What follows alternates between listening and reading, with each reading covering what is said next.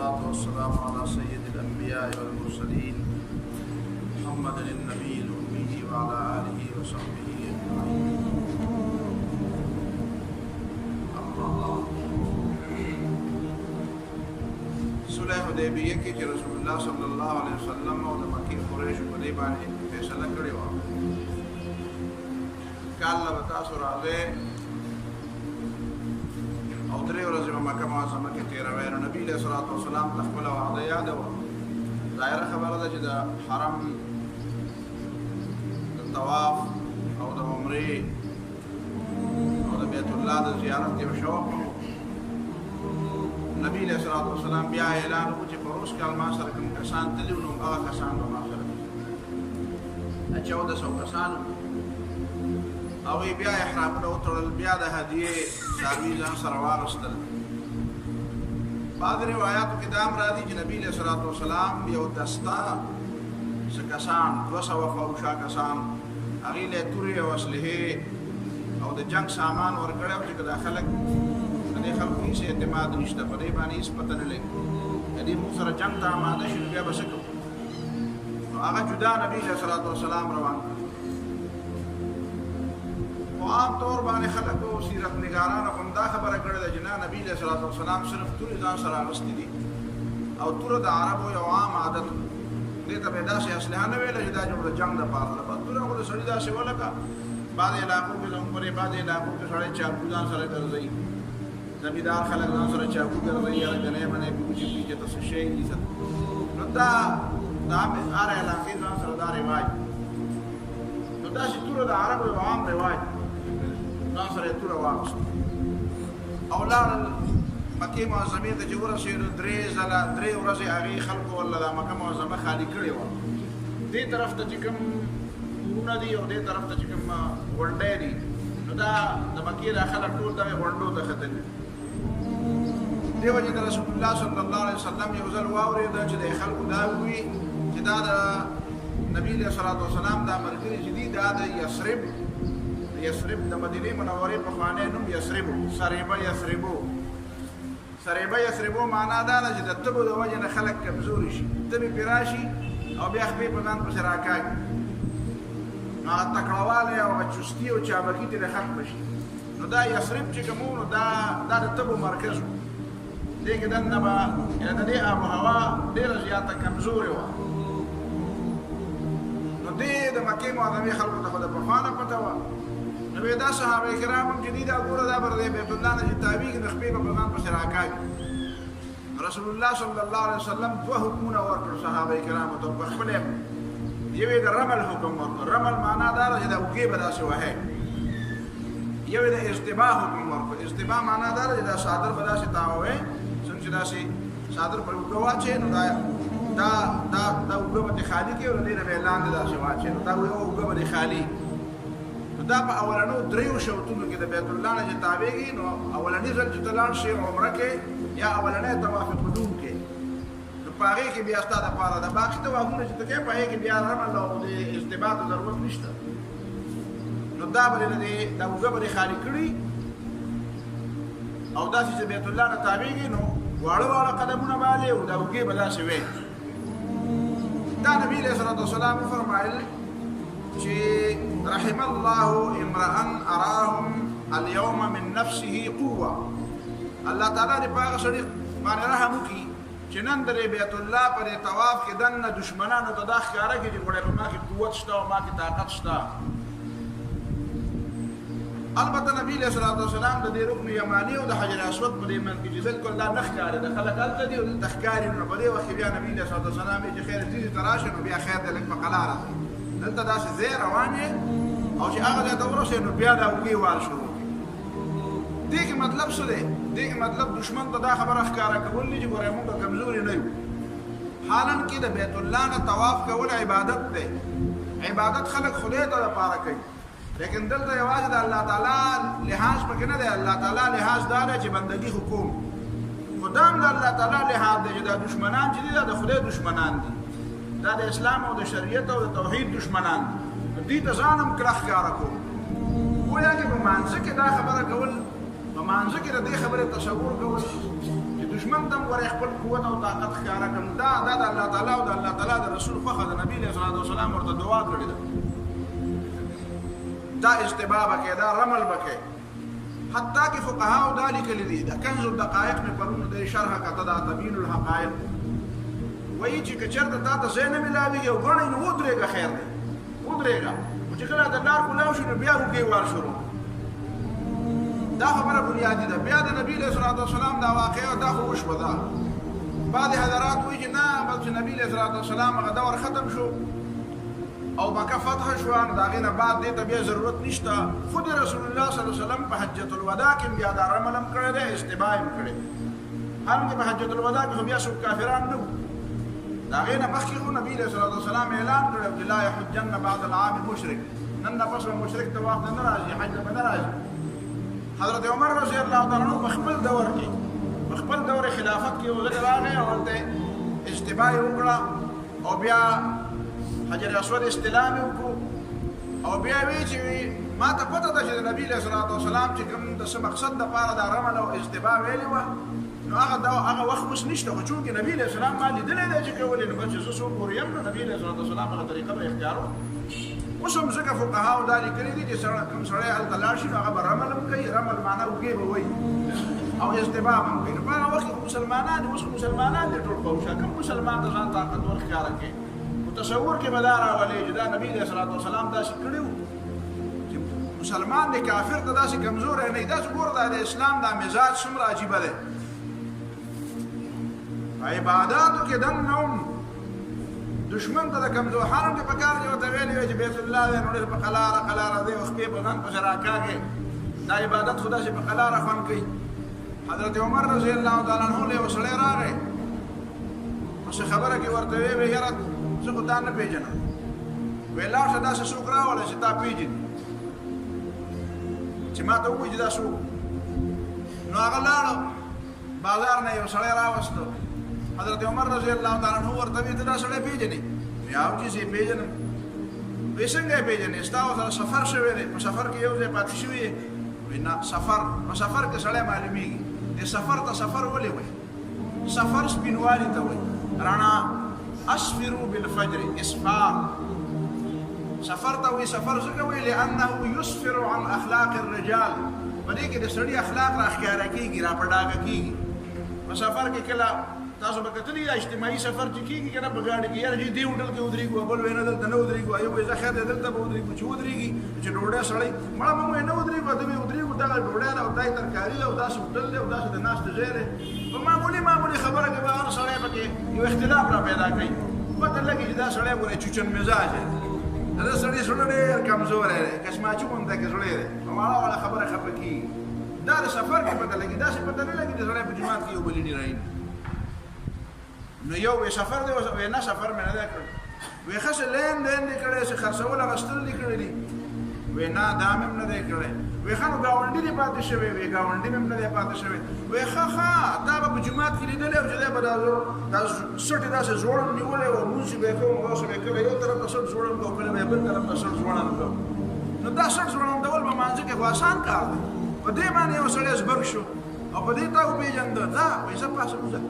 ته دا نه پیژنې هغه ته ویل شپه سړی راوړل چې تا پیژنې وې دې تا نه پیژنې دا تا صرف په دې وجه خسړی وای چې په جماعت کې په زوړن شټ باندې مونږ کو معاملات چې چا درست نه وي معاملات انسانانو سره د مخلوق سره د الله د بندگانو سره چې چا تعلقات او معاملات درست نه وي او د چا په زړه کې چې د ایمان او د جهاد جذبه نه وي دا سړی مسلمانی دا بس ټیک دا مسلمانی دا ډېر خلک مسلمانان دي دا سړی هغه ته مکه ولا هغه توقع ده نه مکه ولا د اسلام سپاهي بده جوړ شي بس ټیک نه یو مسلمان دی غنه به جوړیږي کله غنه پکاريږي غنه به جوړي سرونه به زیاتې خو د اسلام تعبیر دې د کړه نه اسلام دا بنیادی خبره یو سړی راغی د حضرت عمر رضی الله عنه په زمانہ کې د سره به همیشه کوړه او بلاس کې یو جوان لګ دی په لاره چې نو دا شي مړی روان دی را شیخ پیر آګاهي په ځان پس هغه وته وی حضرت عمر ته دلته راشه چراغه وته وی ته بني ولې ته به لیکړي وینا وی خپل کې نشي چلې وینا نو یو ولې نشي په لاره دی د خپل اوچته نه لري خپل راکاږي ولې نو بس هغه غلی شو نو یو دوه کوړې لګاو خو دا خپې اوچته نه او سیده ده چې یو کافر تا ته وګوري هغه به وایي چې په ده خو غشی خرابولم نه دي په ګردا او په سپېړم زه مړ کړم وایي دا که مسلمانان ټول داسې وي لکه دا دی چې دی نو ده دپاره خو زما دا سوک هم کافي دی دا سپېړم ولا کافي دی داسې ګرځه چې دا دشمن دی نه دا کافران دی نه چې هغه نه یېرېږي دا د دې وجې نه د علما واجبه خبرې کړې دي بیا تپوس کوی د اهل علمونه د دې نه علاوه پکې نور هم ډېرې خبرې نو حضرت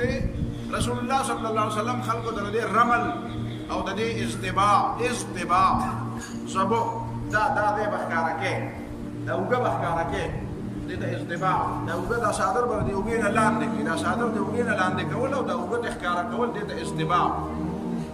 سبو دې لیچي ته وایي دې لیچي ته دې مټې ته وایي دا مټه ښکاره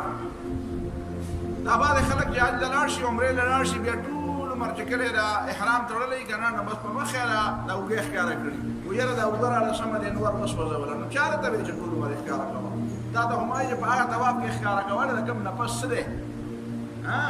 د کوم نفس سعی ده یا طواف قدوم د هغه طواف کې په باقي طوافونه کوه په هغې کې مه ښکاره کوه دا ضروري نه ده دې نه بعد نبی علیہ الصلوۃ والسلام درې ورځې تېرې کړې او په څلورمه ورځ باندې بیا د واقعي خلکو په نبی علیہ الصلوۃ والسلام په سوال جواب راولېږه چې مونږ تاسو سره دا وعده وه چې درې ورځې به دلته پاتې کېږي او درې ورځې نه بعد به دلته بیا ځئ نو لهذا تزه نو بعد نبی علیہ الصلوۃ والسلام مې ټیک ده ما همدغه عمره وکړه او واپس دې نه بعد بیا یو بله غذا شوې ده مختصرا د هغې تذکره کومه هغې ته غزوې موته وایي موته اردن په علاقه کې یو ځای دی بلقا ورته وایي بلقا یو بلقان دی بلقان په ترکي نه مغرب طرف ته دی یوګوسلاویا طرف ته یو علاقه ده د بلقان ریاستونه هغه ځان له یو غټه مسله ده په هغې کې د ترکي او د هغې خلکو په منځ کې جګړه ده څه علاقه چې ترکي نیول هغې ته بلقان وایي یو بلقا دی بلقا نون پکې نشته هغه د اردن کې یو علاقه ده د هغې سره پخوا کې یو کلی دی موته د هغې نوم رسول الله صلی الله علیه وسلم په 7 هجري کې حارث بن عمیر یو صحابي دی هغه له نبي علیه الصلوۃ والسلام خط ورکړی دی د بنو اسد قبیلې سړی دی حارث بن عمیر هغه له خط ورکړی دی دا د بوسرا دی سردار دی یو سره ځکه چې نورو سردارانو د نبي علیه الصلوۃ والسلام خطونه لیږل ده ته یې مو لیږل دا خط چې ده وړو په دا لاره کې د هرقل د روم د طرف نه د فوجونو یو سربراح دی شرحبیل ابن عمر هغه ته دا سړی میلاو شوی دی چې ته څوک یې چېرته ځې وې چې زه خو د نبي علیه الصلوۃ والسلام خط مې راوړی دی بس هغه دا سړی ونیو لاس خپونه یې ښه کلک وتړو او سر یې ترې وکړو حالم کې د سفیر چې څوک د هغه قتل د پخوا د زمانې نه بلکل دا یو ګناه ده د سفیر قتل د هغې ملک خلاف بلکل یو مکمل بغاوت دی د دې وجې نه سفیرانو ته پوره استثناګانې حاصلي وګورئ د مرګونې استثنا ورڅخه حاصله نه چې په ګاډي باندې به خلک وې عمرې به او یا به یو وژنې او بل به وژنې او بیا به دیت ورکوي او بیا به تښتي دا به زموږ غوندې د خلکو سره دا کارونه کېږي چې کوم آزاد خلک یې خلکو سره دا کارونه نه شي کېدی بله بل کال یې څو کاله تقریبا 14-15 سال مخکې خبره ده د برازیل یو کس د برطانیې پولیسو ویشتلی او د هغې دا خیر ده پاکستانی ځکه یې داسې په ډاډه ویشتو د پاکستانیانو ډېر شی دی د دې تپوس نشته چې پته ولګی دا د برازیل والا ډېر غریبانان خلک دي خو هغه په هغې خپل سړي باندې داسې ټیټ ودرېدو چې دا د برطانیې دا وزیران یې پر سجدو مجبوره کړه هلته به تله او سجدې به یې کولې منتونه به یې کول حتی کې دا خبره هم ښکاره شوه چې پولیسو دا خیال کړی دا ګنې پاکستانی دی ځکه یې په ډاډه زړه ویشتو دا په ډاډه زړه خلک پاکستانیان ولي بهر دنیا خلک څوک په ډاډه زړه نه شي ایستی ریمنډی اوس هم دوه وولي بیا لاړ شي دا بلو څنګه بله ورځ بیا هم لارې لاړ خلکو ویې دا نه شي تللی دا به بلکل دلته وي دا به پانسي ورکوي او دا به دا سزا به ورکوي لاړ به هغه هېڅ پته نه لګي پلار د هغه هلک مقتول هغه پلار به وایي دا مونږ باندې دباو اوس هم کړی وی آزاد وایي دې ته سفارتي استثنا دې ته وایي چې سړي ته د مرګ استثنا حاصلوي عبدالسلام ضعیف ته نه وه حاصله هغه هم سفیر وکنه تا چې ورته وایي چې دا لاس نیولی ورکړه چا له دې ورکړو امریکې له دې ورکړو هغه ته سفارتیست ما په دغه وخت کې وویې ما ویې زه به هله منم که زما د اواز چاته رسي چې د پاکستان چې کوم په امریکا کې کوم سفیران دي کوم سفارتي عمله ده هغې کې د یو کس راشي او یو امریکانی د بلې ګاډي باندې داسې ووایي او بیا دې وایي چې بھائی ما ته سفارتي استثناء حاصله ده بیا به زه دا ومنم او هغه دې همداسې واپس دلته راشي دیت هلته څوک ورکړي او دی دې راشي زه به بیا دا ومنم چې زه د امریکې دا ملک د امریکې غلام نه دی دا غلامان یو موږ هسې موږ اوچت ټوپونه وو په 14 اګست باندې موږ ازادي دې ته وایي د الله رب العالمین په بندګۍ کې ازادي ده کني دا غلامان زموږ په سرونو کې نه ده غلام ابن غلام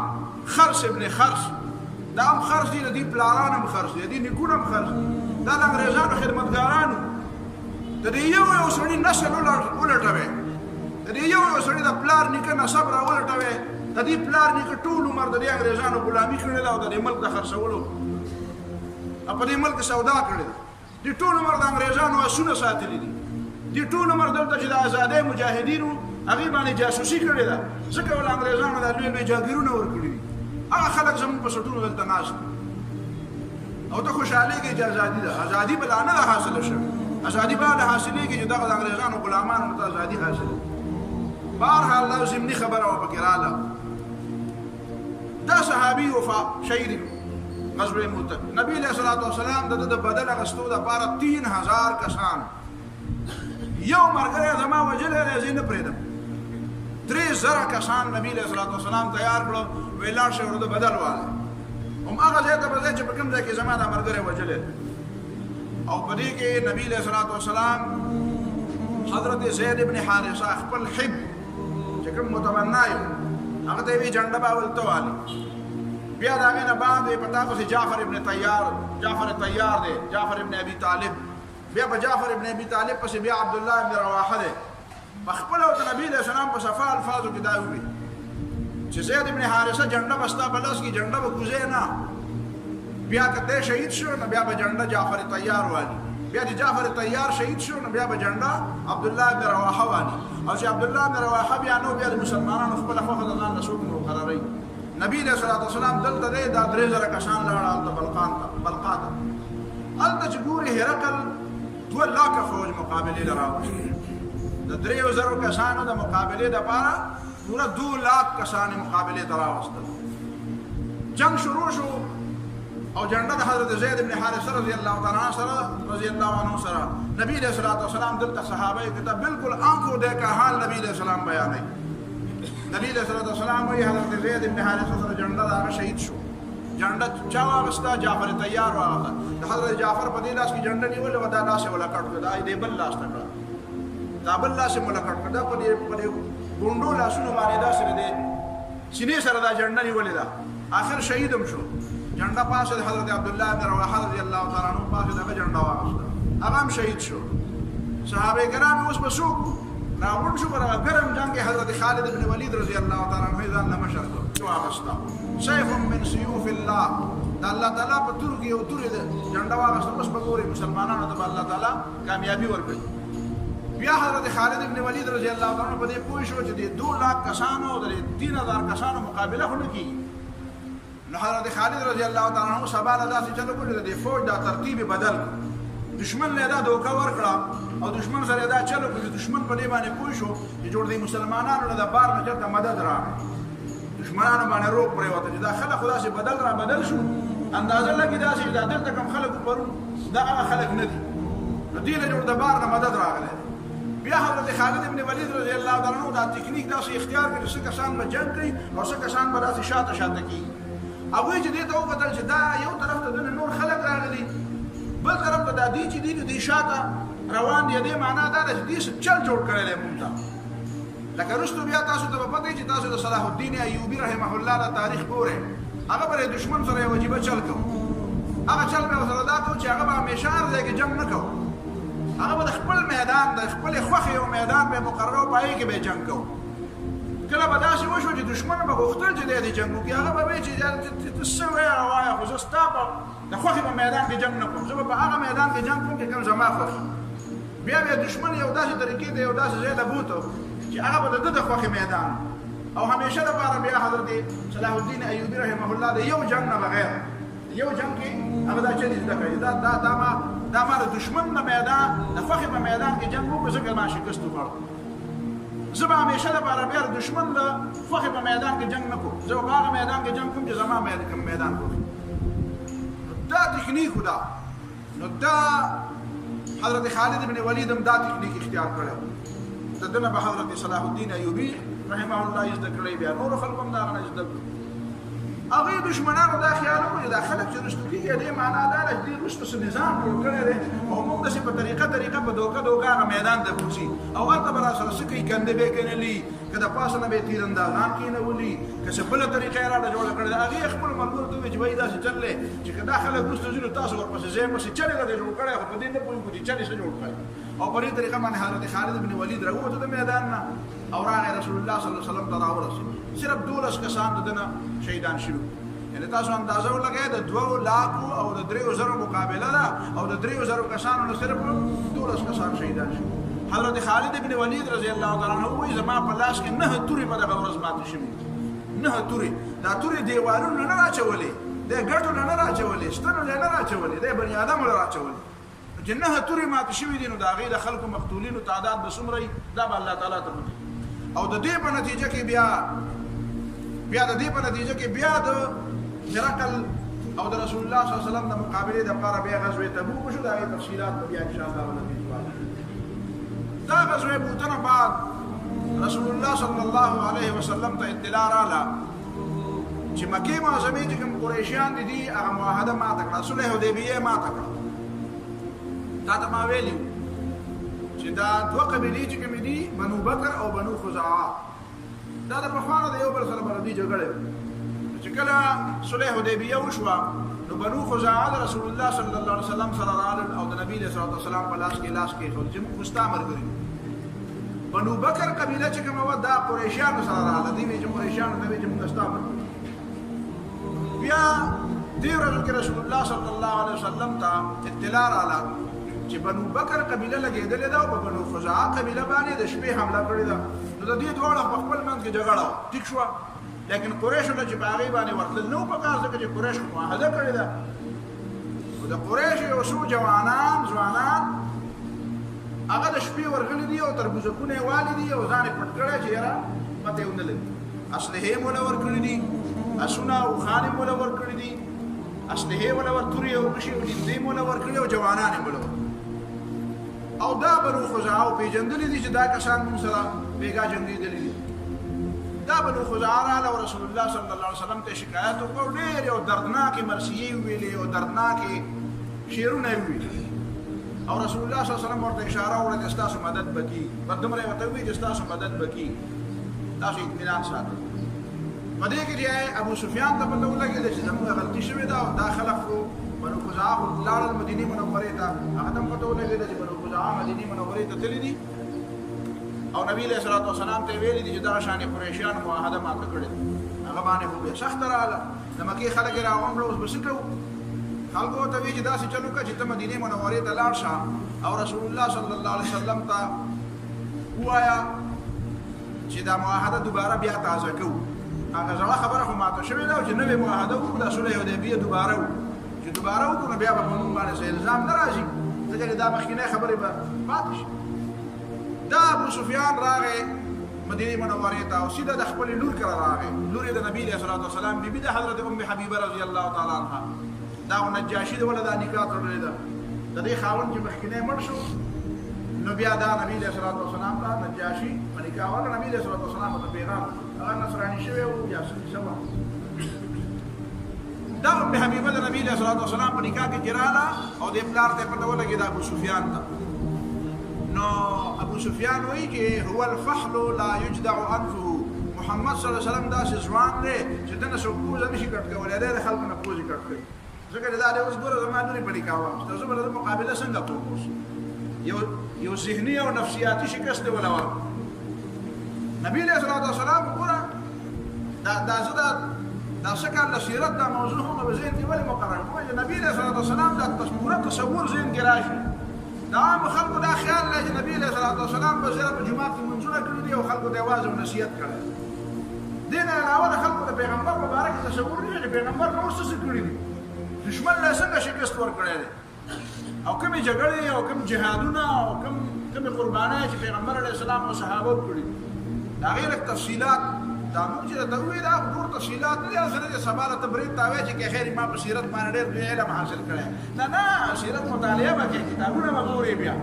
دا ما چې دغه اجمالی کوم بیان کړی دا ټول تفصیلات بیا ګوري په خپل او اوري په ټول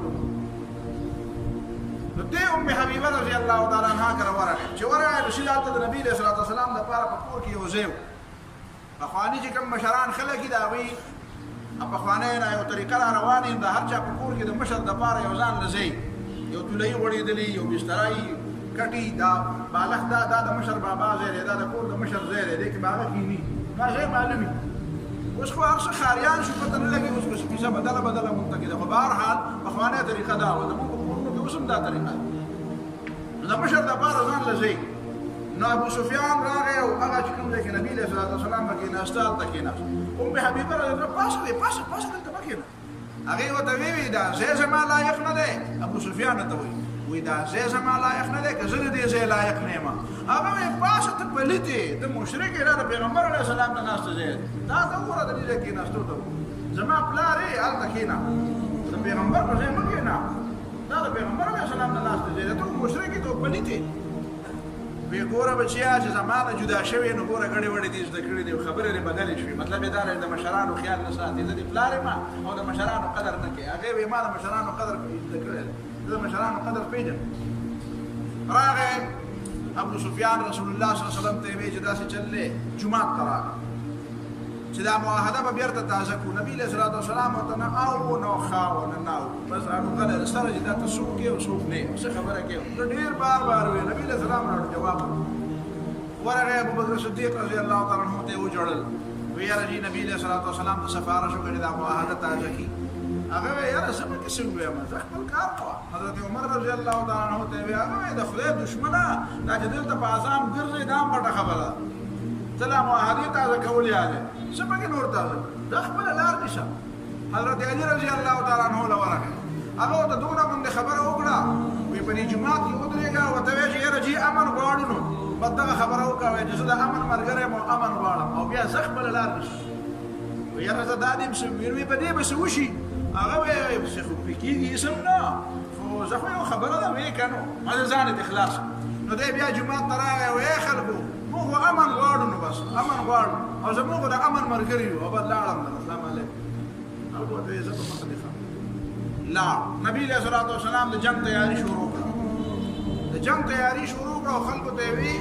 چې ورې چاته به اطلاع نه ورکوي او دای چاته ونه وی چرته بس هغه طرف ته سکسانو لګل خلکو دا خیال راغی چې نبی علیہ الصلوۃ والسلام نور شام طرف ته چر روان او رسول الله صلی الله علیه وسلم بل ورته مکه معظمه ته 10000 کسان نن سره مرګري کړ 10000 کسان ګورې چې صلح حدیبیه نو شوه نو د سخته کې د نبی صلی الله علیه وسلم سره څو کس مرګري و چې عمره قضا عمره لولت حدیبیه له 1400 او چې صلح حدیبیه وشوه نو بیا څومره کسان شو فاطمه کې د نبی صلی الله علیه وسلم سره پورا 10000 کسان مرګري پته ولګی چې د دین د غالب کېدو او د ټولو دنیا ته د دین د خورېدو او د ټولو دنیا ته د دین د رسېدو طریقه څه ده جهاد څه ده جهاد په دې بیا خلک نه پوهېږي په دې وخت نبی صلی الله علیه وسلم تیاری کوي او د مکې معظمې نه یوه ښځه راغله ساره ده هغې ساره مغنیه ګانو والا ښځه ګانې به وې هغه راغله مکې معظمې مدینې منورې ته او سیده نبی صلی الله علیه وسلم خواله راغله او د خدای پیغمبر چنده راغله وږې شوې یم او خرچه را سره نشته نبی صلی الله علیه وسلم یې وله د مکې خلک چې هغه د شپې مجلسونه کوي او تا به پکې ګانې ویلې او ګډېدې به هغه وی خو چې تا په دې بدر کې کوم خلک لو کړي دي که نه د هغې نه پته ګډېده مډېده ختم دي ګانې مانې ختم دي هغه مجلسونه د مکې معظمې د قریشو مجلسونه چې ناست به وو موږ به پکې ګانې ویلې او خلکو به راباندې نوټونه شیندل او پیسې به یې راباندې شیندلې هغه زمانه به لاړه راله ځان د هر سړی به په خپلو غمونو کې ډوب دی وی ښه نبی صلی الله علیه وسلم خلق ته ویل کده چنده ورکې پیسې ولا ورکې نبی صلی الله علیه وسلم د خپلم چنده پیسې ولا ورکې وځوان نبی صلی الله علیه وسلم باندې قریشیانو له باقاعده پیسې لګلې غلبه ولا لګلا یعنی د لوګي او د تند خبره جدا ده جهاد جدا خبره ده چې لوګه او تند په دشمن راشي نو لوی نه لوی دشمن لا مولېږه غلا ولا ولېږه په اسرائیل د خدای لوګه راولي چې موږ له غنم ولې خدای دې په دې لوګه تند راولي دا د سبا دا خبره ده غیرت خبره ده په امریکا کې خدای ټول نه ډېر لوی لوګه راولي تند دې خدای راولي چې چمړې او د ونو پاڼې وخوري چې موږ ورته دې نه تیار ډوډۍ ونیو دا د خوشاله خبره ده نبی علیہ الصلوۃ والسلام مداسه مکه معظمه ته غنم او یو شی بل شی لګلې پیسې به لګلې دا ساره مغنیه چې تلا نو دلته نبی علیہ الصلوۃ والسلام تیاری کوي د جهاد حضرت حاتم ابن ابي بلتعه رضی الله تعالی عنہ صحابي دي هغه یو خط لیکو او دې ساره له پیسې ورکړي چې دا خط به ګورې بل ځل نه او دا بسیده د مکه سردارانو له صفوان ابن معطل او دې خلق له عکرمه بن ابي جهل او دې خلق له بداخل کړی دا د یو خط په دا روانه شو چې روانه شو نبی له صلوات والسلام باندې الله تعالی وحی راولېږل چې دا چې هغه ډېر خدای چې کومه دا هغه دمه هغه روانه ده او دا هغه سره یو خط دی او دې حاتم ابن ابي بلتعه رضی الله تعالی عنہ ول ورکړی او د مکه خلکو ته لاړ خلک پسې ورولېږي چې خلک خط درو رسول الله صلی الله علیه وسلم سره حضرت علی حضرت زبیر حضرت مقداد دې کسانو ته وی چې الله سیده زه او روزه خاخ یو زیره الته مداخله ناشتي او دمه بکی او تاسو به الته لاندې کی او دوای چې خطر خط واپس راوړ حضرت علی رضی الله تعالی عنہ په قیادت کې د درې سلور کسان ورله چې ورله الته روزه خاخ کې په یو ځای کې د خدای دمه کوله ناشته حضرت علی رضی الله تعالی عنہ ورته خط سره شته کنه رښتیا وایا هغه وی یاره دې خط پر سره نشته وې د توې مجرا کا سامان مانه ول ټولو لټو صرف د دې هغه د باډې لټول پاتې جامه تلاشي پاتې شو حضرت علی رضی الله تعالی عنہ ته په دې الفاظ وې زماري په الله قسم چې خط در سره دی یا خط راو باسه کړي جامې نه راو باسه پیغمبر علیه السلام دروغ نه وای او زم دروغ نه وای ما ته پیغمبر علیه السلام ویلي پیغمبر علیه السلام ته الله پاک ویل خط در سره دی بس هغه چې پوښتنه چې دا خو دا خلق رښتیا وایي نو وته وی چې تاسو خو مخ کې نو بیا خطر راويست څوک وایي چې د دې پونسو کې چې تړلې او چای په بډو کې کوتیواله بلې پونسو کې کوتیواله غباران خطر راوست او دا د خطر رسول الله صلی الله علیه وسلم دراو نبی علیہ الصلوۃ والسلام دا حاتم راوړ حاتم رضی الله تعالی عنہ راويست راوستو حاتم رضی الله په توګه لګي دا خطر را پیدا شو یاره خبره کارش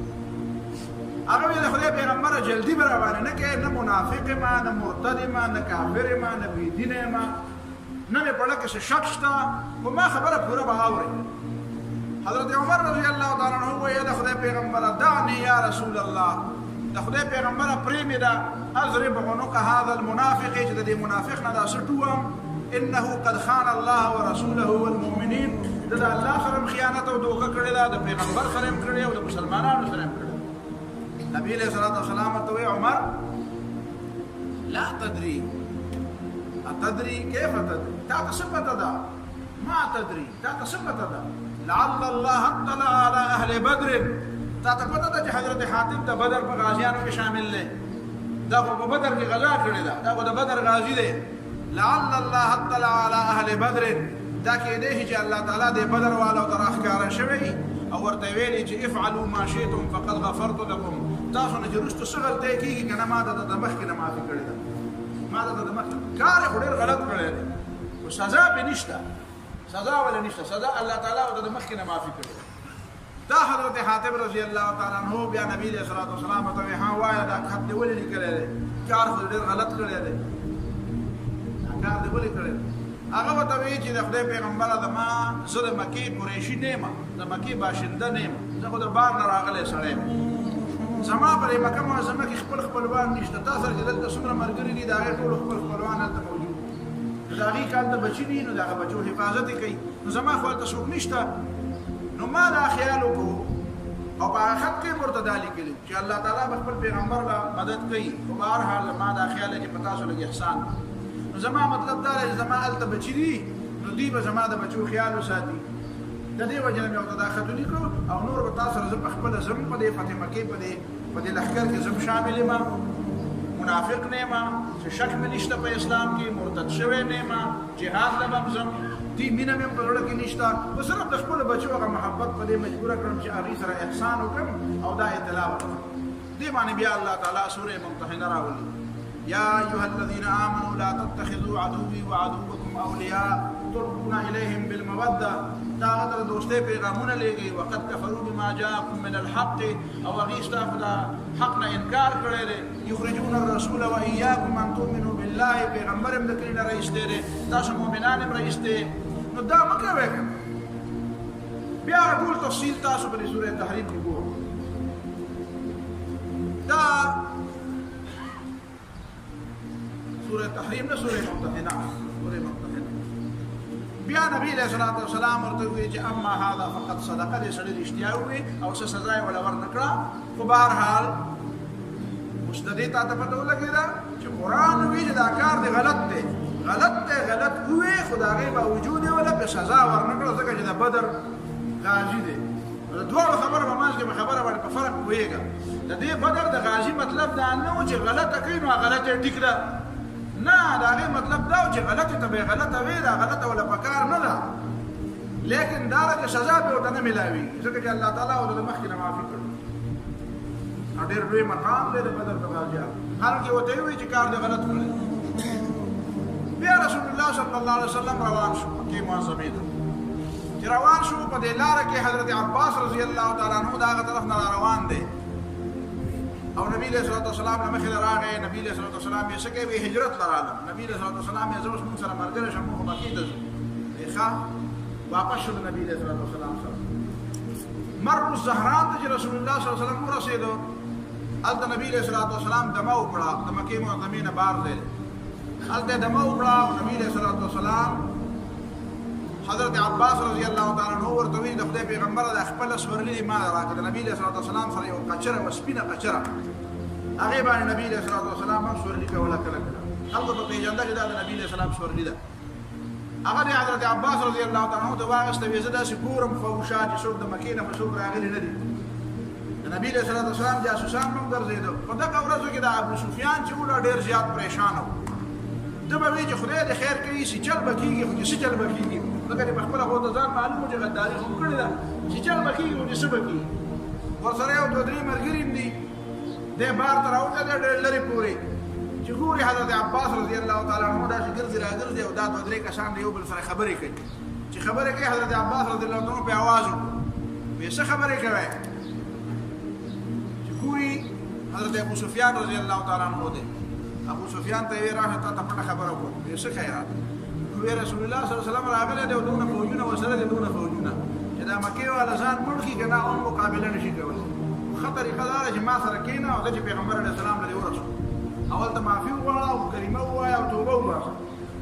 بعد د زړه کې دنه یا کې دغه بهر حال روان شو نه سره په سورلې کینه چې کینه او د نبی علیه السلام خواته جرانه دي حضرت عمر رضی الله تعالی عنہ ولید حضرت عمر رضی الله تعالی عنہ ولید نو سیده نبی علیہ الصلوۃ والسلام له امر کړو د خدای پیغمبر ابو سفیان نیولې له مشک به وال غواړي پرې خودل لري پکا ابو سفیان راوسته له دا عباس رضی الله عنه به در باندې معافي خو معافي نه کې شک دیوال پکارو ما ته وایي چې شک وامه حضرت عباس رضی الله عنه چې نبی علیہ السلام له ورسېدو حضرت عباس رضی الله عنه ته وایي ګوره دا ابو خدای پیغمبر د ابو سفیان له ما امان ورکړل نبی علیہ الصلوۃ والسلام د حضرت عمر وایي د خدای پیغمبر رضی ظالم نه شک وال غواړي رسول الله صلی الله علیه وسلم ته ابو سفیان پزړه کې وسم لا ایمان خبره ناراضي بار ورته داس خبره کوي نرمه وته نه وای ابو سفیان وسم ورته پزړه کې ایمان خبره ناراضي وسم ورته پزړه کې ایمان خبره ناراضي او دی وته غلې او حضرت عباس رضی الله عنه د دمنتونه کوي نبی صلی الله علیه وسلم اخر ابو سفیان ته وی چې داسې چلې چې مال د سبب پورې مقرر مال د سبب نبی صلی الله علیه وسلم به صرف سبب پورې مقرر صحیح ده تیرا وستا او نبی علیہ السلام حضرت عباس ته وی چې تیز مواري سباله به ماته مخامخ پیش کې غره هغه صحیح ده به پیش کوم سباله بیا لاس نیولې را مستو به نبی علیہ السلام ته مخامخ کېنو بیا د نبی علیہ السلام یې څنګه چلې زړه کې د ایمان څخه خبر راځي کنه راځي عباس رضی الله عنه ته په وخت کې وی چې بیخ دی وزا سر د نه وی خو کلمه وایي شاب ویرید پوه شو وی خدای کلمه وایي لا اله الا الله محمد رسول الله کلمه ویلا بیا رسول الله صلی الله علیه وسلم ته حضرت عباس وی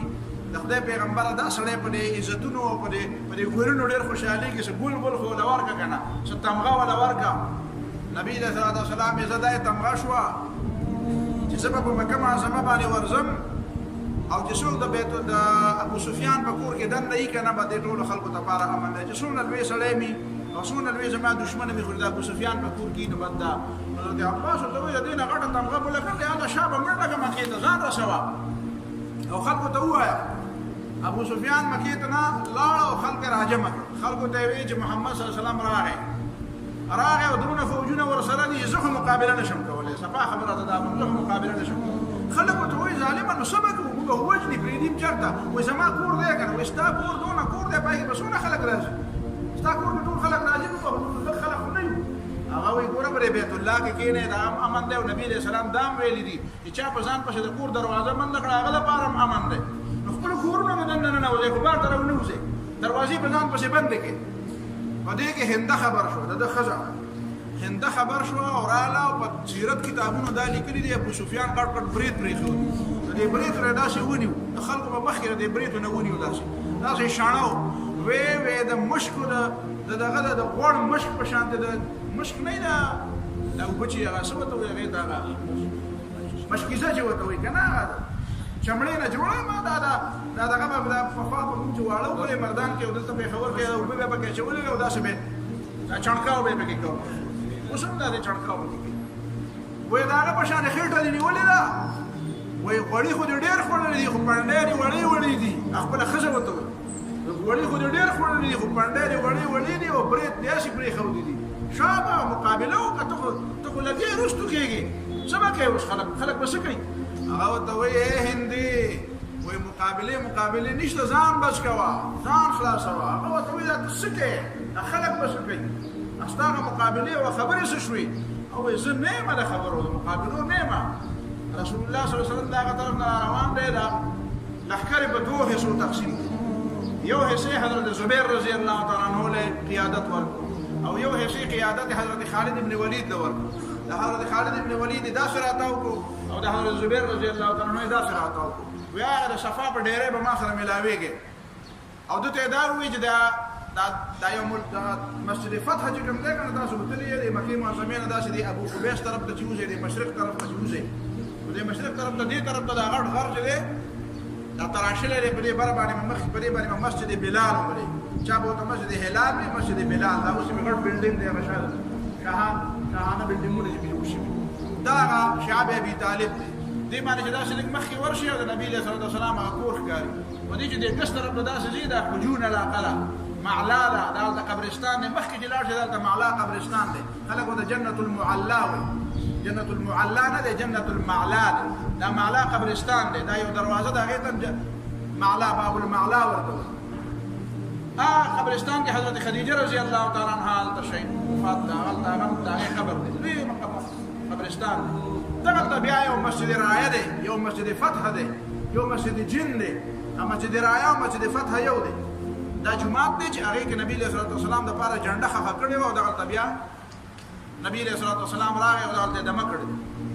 د هغې سره خوا کې یو مسجد جن دی دا هغه جومات دی چې کوم ځای کې نبي علیه صلات وسلام په دې ځای کې پیریانو ته واعظ او نصیحت کړی پیریانو ته نبي علیه صلات وسلام ځان ته تقریر کړی دا د مکې د زمانې خبره ده حضرت خالد ابن ولید چې را روان دی نو د دې ابو سفیان دی چې پته ولګېده چې ابو سفیان خو څه نه کوي عکرمه زوی د ابو جهل صفوان زوی د معطل صفوان زوی د امیه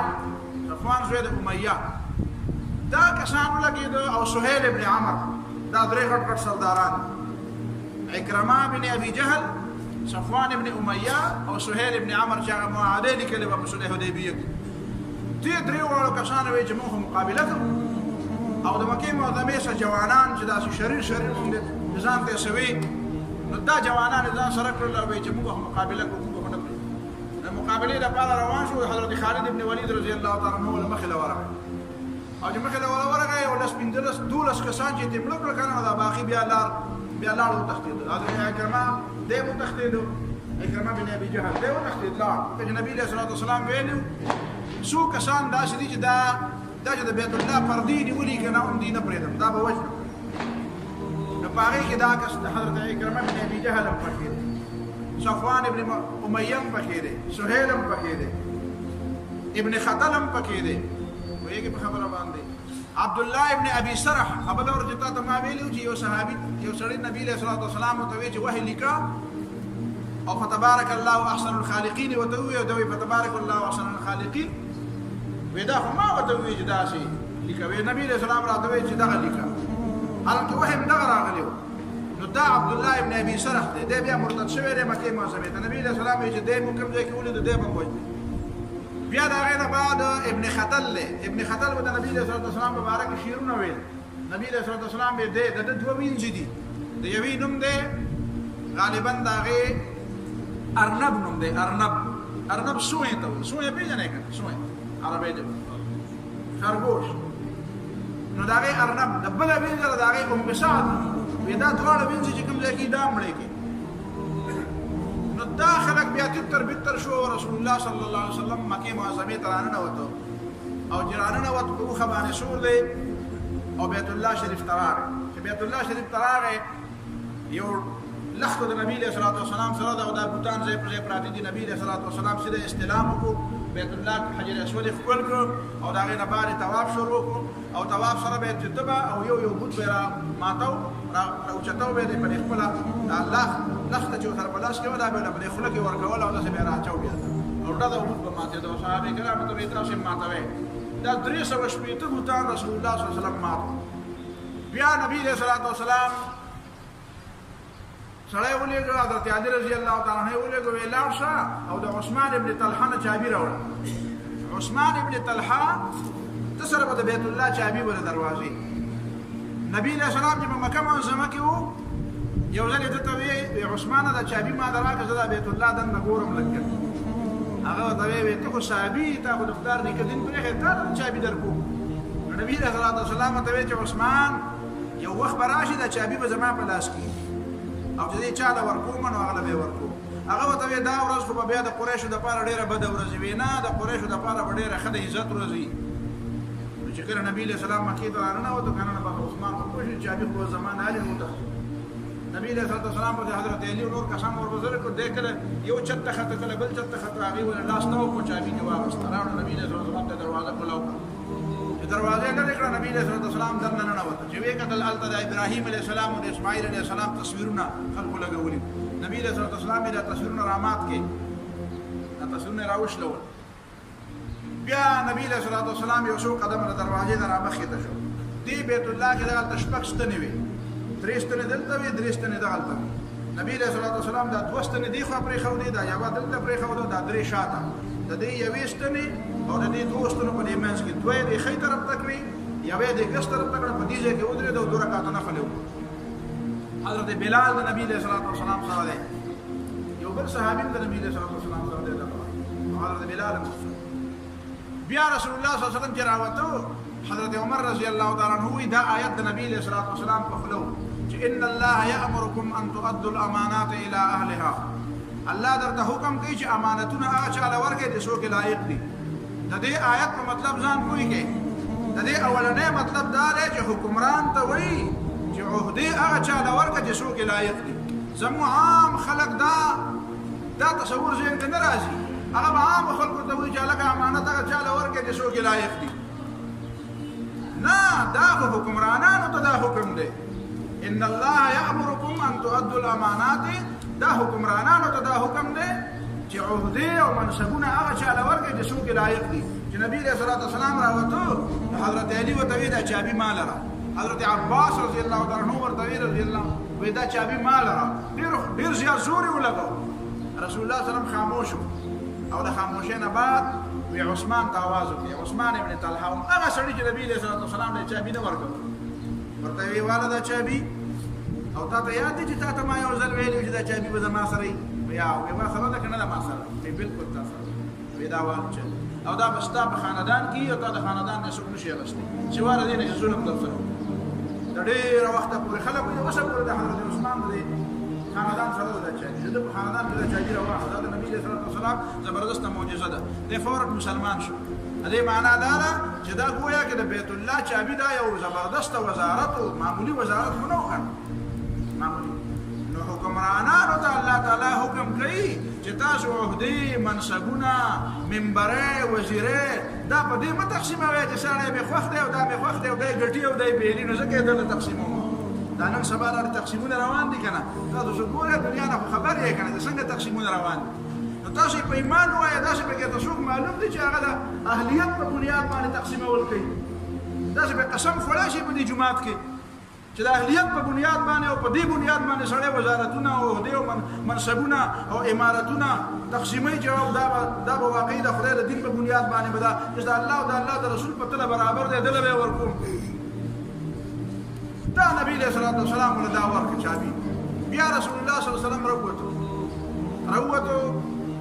او په دې کې د ماسپښین ټیم شوی دی دې نه لږ مخکې نبي علیه الصلاة والسلام د ام هاني کور ته تللی دی هلته یې غسل هم کړی دی هلته یې اته رکعته نفل هم کړي دي بیا راغلی دی رسول الله صلی الله علیه وسلم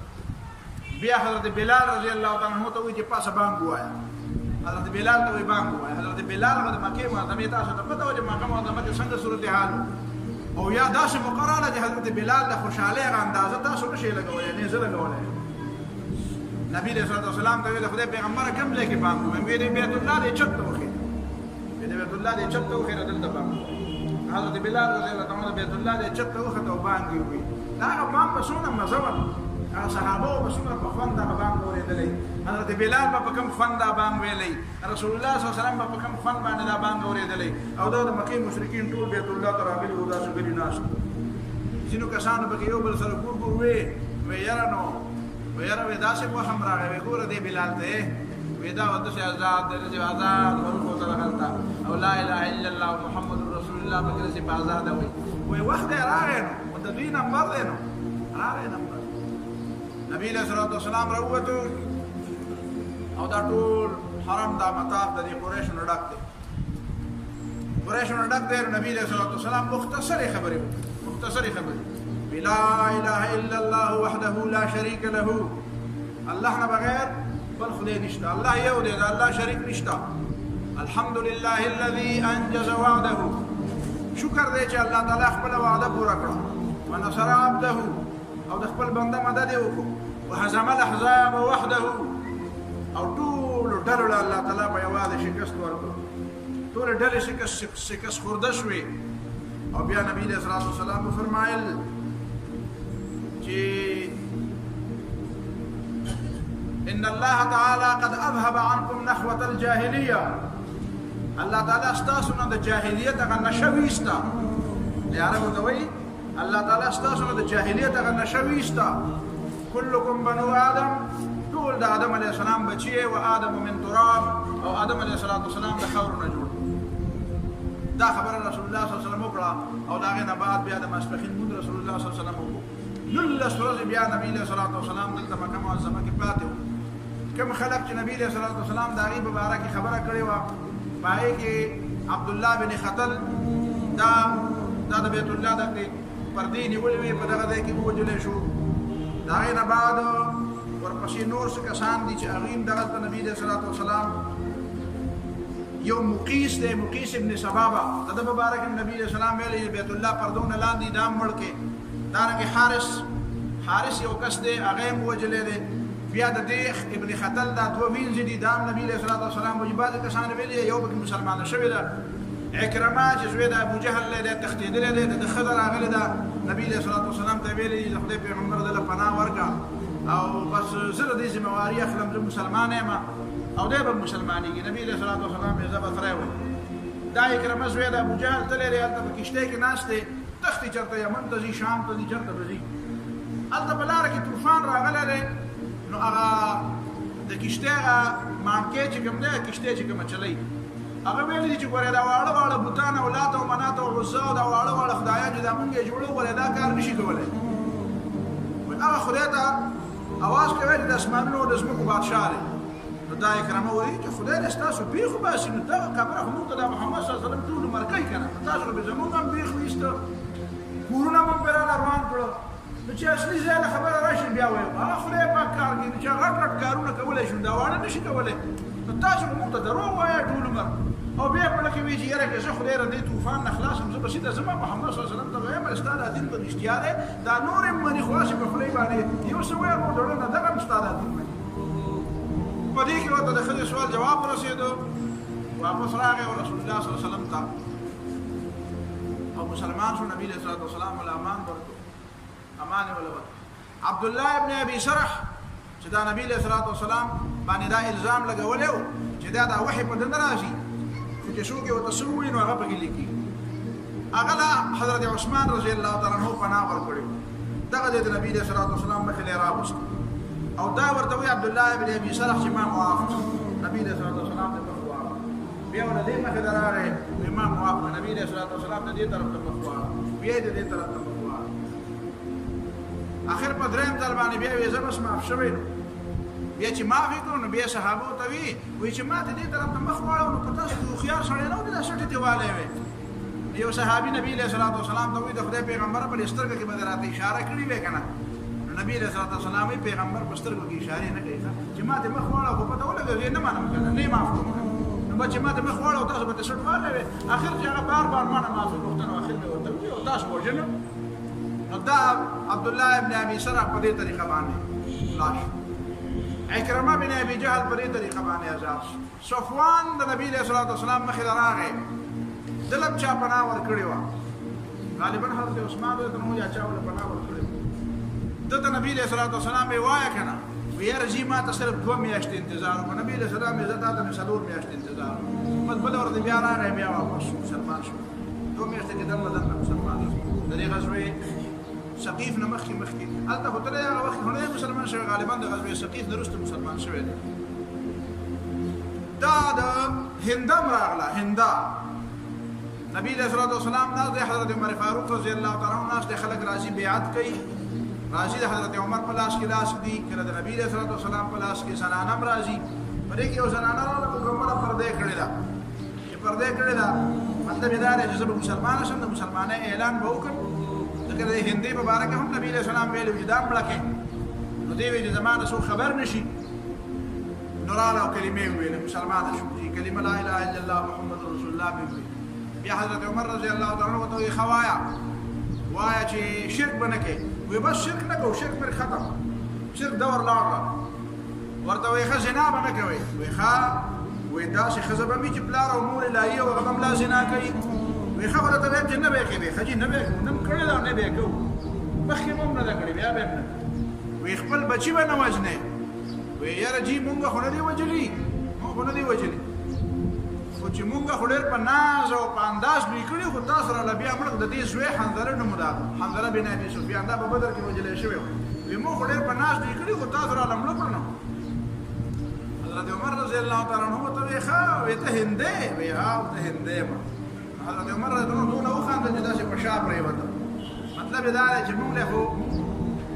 وړه وړل خو موږ موږ وړه وړل یوازې دا نه چې موږ له وړه وړل موږ وړه وړل بیا هندوی چې د خدای پیغمبر د ابو سفیان ناس د خدای پیغمبر د ابو سفیان ډیر شوم سره شوم ولا يسرقنا واغلابا نكوي ويخا اغلابا نكوي اغلابا نكم خو دا سره شوم دی ویزه په غلا نه کوم خو دا سره شوم دی مال د مال ضرورت سيزونه نه راکې نو د دې اجازه نه بغیر داخله مکنه نبی له صلی الله علیه وسلم مسکه شوی ښا مطلب دا دی چې ابو سفیان باندې گزار شو کنه چې خپل خزه به وایي دا شوم سره او د قوم د قیادت داوی کې چې ته د پیغمبر په مقابله کې د قوم سربراهم او خپل خزه در باندې گواهی دا شوم سره د خپل ضرورت سيزونه چاره نبی له صلی الله علیه وسلم او تمره علته چې ستا د بچو د پاره کوي دا د مکه معظمه فتح او نصر د نبی صلی الله علیه وسلم د مکه معظمه کې پاتې شوی او دینه بعد بیا نبی صلی الله علیه وسلم طائف او ثقيف ته تللی دا باقي خبره به ان شاء الله ولدي